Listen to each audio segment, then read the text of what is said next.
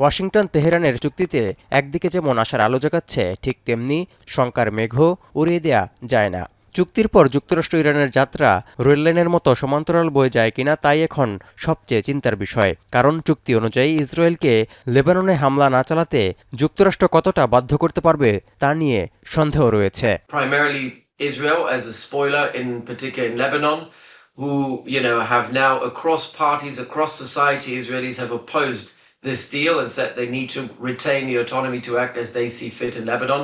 That is likely going to be the number one vulnerability for this deal. আপাতত চুক্তি সই হলেও Hormuz প্রণালীর নিয়ন্ত্রণ নিয়ে জটিলতা থাকার শঙ্কা রয়েছে বলে মনে করছেন বিশ্লেষকরা।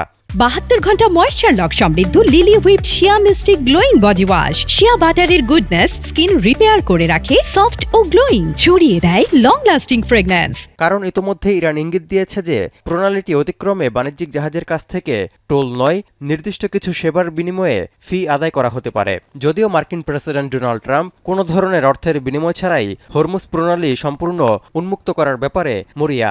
Toll system would be illegal, and I think the MOU clearly states that this is not going to happen.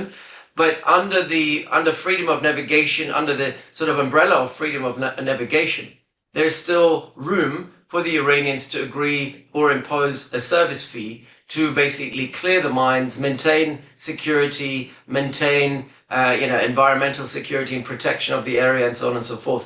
That would be compliant with international law. চুক্তির মধ্য দিয়ে ইরানের পারমাণবিক কর্মসূচি নিয়ে আলোচনার পথ সুগম হলেও সমৃদ্ধ ইউরেনিয়াম নিয়ে দুপক্ষের মধ্যে টানাপোড়েন তৈরির শঙ্কাও রয়েছে, যা সমঝোতাকে হুমকিতে ফেলতে পারে বলেও মনে করছেন অনেকে। Both sides agree in principle that Iran will not become a nuclear weapons country.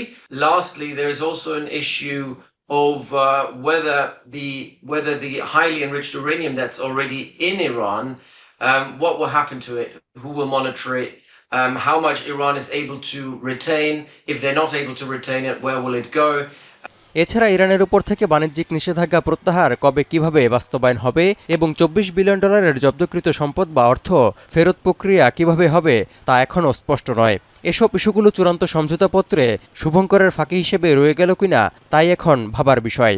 যদি তাই হয় তাহলে পরমাণু কর্মসূচি কিংবা হরমুজ সহ নানা অজুহাতে অর্থ ফেরতের শর্ত থেকে ট্রাম্প সরে আসতে পারেন বলেও শঙ্কা বিশ্লেষকদের, যা চুক্তি সইকে হুমকিতে ফেলতে পারে।